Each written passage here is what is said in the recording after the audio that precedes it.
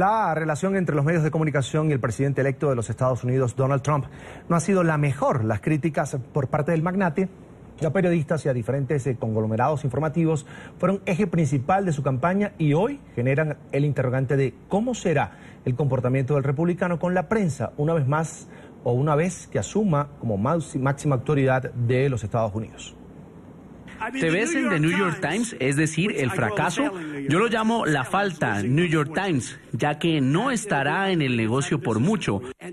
Probablemente más que unos pocos años, a menos que alguien entre y lo compre y quiera perder un montón de dinero. Altercados y ofensas caracterizaron la relación del presidente electo Donald Trump con la prensa estadounidense durante la campaña por la Casa Blanca. En medio de una conferencia de prensa en Iowa, expulsó al comunicador Jorge Ramos de la cadena Univisión, luego de que éste cuestionara sus planes migratorios. Sit down, please. You weren't called.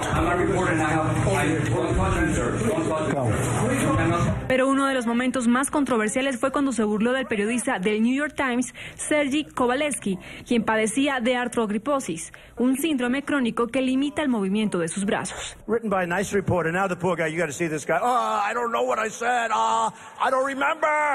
Críticas también surgieron cuando insultó a un periodista de la cadena ABC, porque el comunicador puso en duda la posibilidad de que Trump entregara dinero a los veteranos de la guerra. Gente como ese asqueroso ABC que está ahí es un asqueroso porque ellos saben que están mintiendo. Poco a poco, Trump escaló el tono de sus comentarios e incluso amenazó con implementar leyes de difamación a los medios que se atrevieron a criticarlo.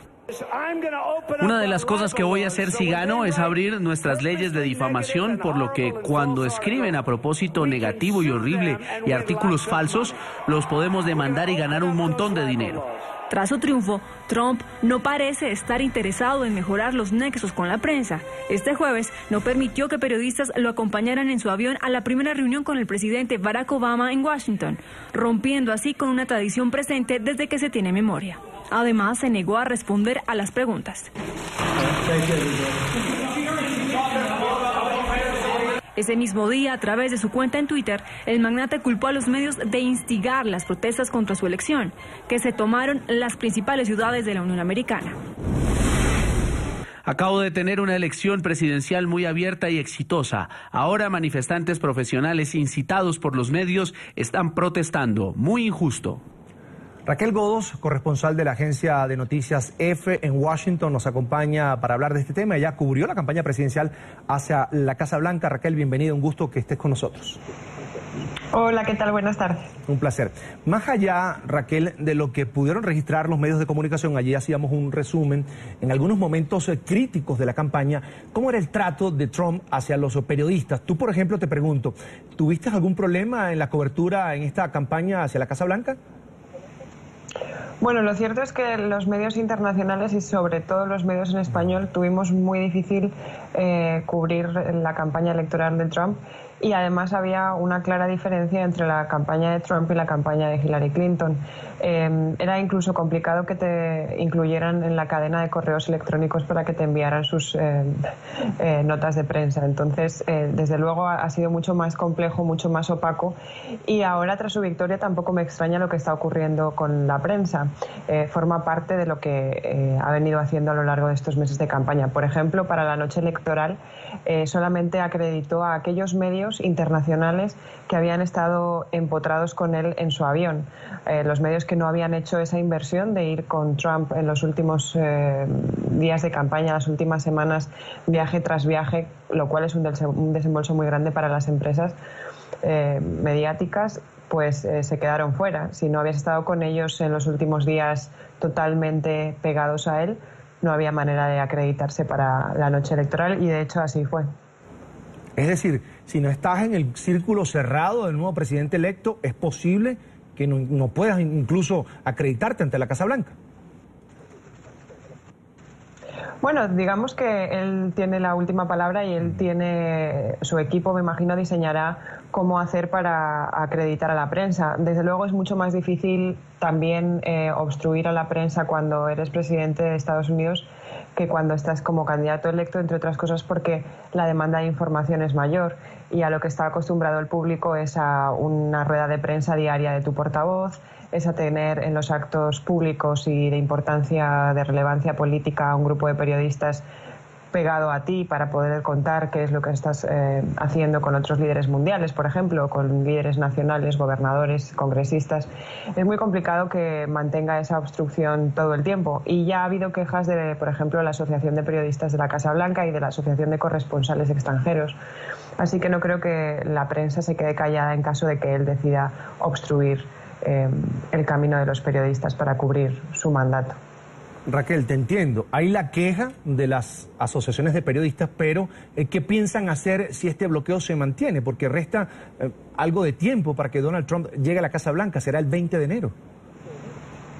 Sí, de momento los periodistas que se encargan de cubrir la Casa Blanca de manera diaria están aunando fuerzas. Ya hay un grupo de periodistas que está en el equipo de transición de Trump y tratando de seguirle y tratando de realizar, digamos, contactos con su equipo más cercano, pero el problema creo que fundamental va a ser ahora romper esa barrera porque Trump se está rodeando de la misma gente de la que se estaba rodeando durante la campaña, no hay rostros nuevos y esa gente ha tenido un modus operandi que parece que no va a cambiar demasiado ahora, con lo cual, bueno, es complicado. Lo que está intentando desarrollar la gente ahora, los periodistas que están dedicados a la Casa Blanca enteramente, es una especie de camaradería, intentar ayudarse unos a otros, incluirse en las cadenas de correos con la información y compartirla para hacerla lo más amplia posible y con el mayor alcance posible, pero veremos a ver hasta qué punto llega la mano de Trump y su bloqueo.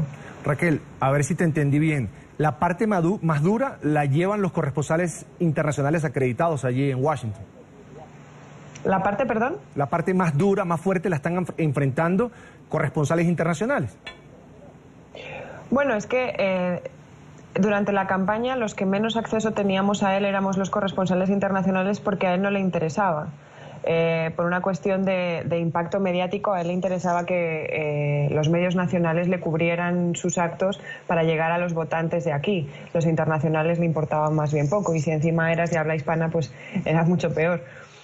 Ahora mismo el bloqueo está siendo para todos, tanto para unos como para otros, porque el pool, el equipo de periodistas que sigue al presidente de manera sistemática y que se lleva haciendo décadas en Estados Unidos, ahora mismo tiene graves problemas para acercarse a la figura de Trump y acercarse a las fuentes y a los portavoces que van con él.